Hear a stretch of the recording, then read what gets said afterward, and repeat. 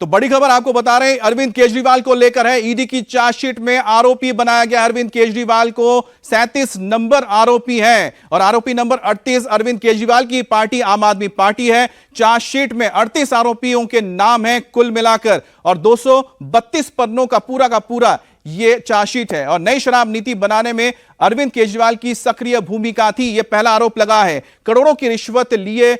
उन्होंने शराब नीति बनाई थी और उसके बदले में करीब 100 करोड़ की रिश्वत ली गई थी। रिश्वत के बदले साउथ लॉबी को फायदा पहुंचाने का भी आरोप लगा है और नीति बनाने के लिए कैबिनेट के आदेश पर जीओएम बना था, ग्रुप ऑफ मिनिस्टर को तैयार किया गया था। कैबिनेट की जो अध्यक्षता है सीएम अरविंद केजरीवाल करते थे और साथ ही साथ सिसोदिया से बरामद दस्तावेज में प्रॉफिट मार्जिन 5% था, यह भी सामने आया है। इसके बाद जीओएम मीटिंग के प्रॉफिट मार्जिन 5% से बढ़ाकर 12% कर दिया गया था, यह भी बात लिखी गई है। और मार्जिन बढ़ाने के लिए एक्साइज डिपार्टमेंट की भी राय नहीं ली गई थी। चार्जशीट के मुताबिक 100 करोड़ की रिश्वत में से 45 करोड़ रुपए खर्च किए गए हैं। हमारे साथ अतुल भाटिया जुड़ गए हैं। अतुल, चार्जशीट में अरविंद केजरीवाल का नाम आ चुका है, पहले तो कहते थे चार्जशीट में नाम ही नहीं है। अब अरविंद केजरीवाल के लिए कितनी मुश्किलें आएंगी, आम आदमी पार्टी के लिए कितनी मुश्किलें आएंगी?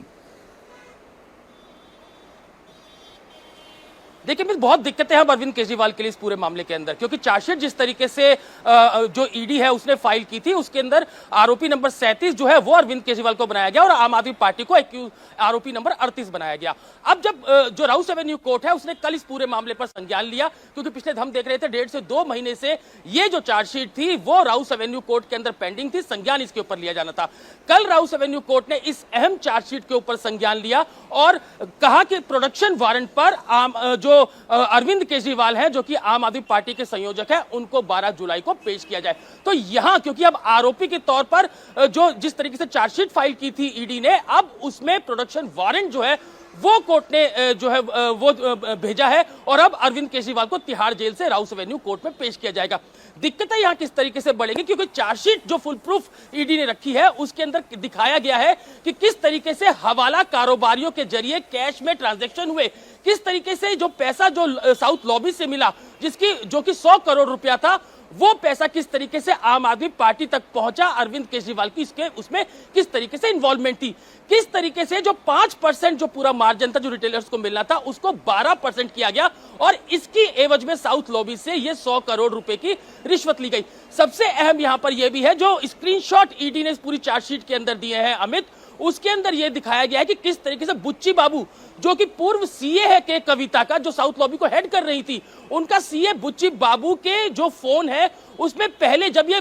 जो ग्रुप ऑफ मिनिस्टर ने इस पूरी नई आबकारी नीति को फाइनल भी नहीं किया था उससे पहले बुच्ची बाबू के फोन के अंदर ये ड्राफ्ट पहुंच जाता है और ये जो चार्जशीट जो है उसके अंदर इस जो बुच्ची बाबू का जो स्क्रीनशॉट है फोन का वो भी इस चार्जशीट के अंदर लगाया गया है। तो जो लगातार ईडी इस बात को कह रही थी कि किस तरीके से जब ये पूरी पॉलिसी नहीं बनी थी उससे पहले ही लोगों को ये जो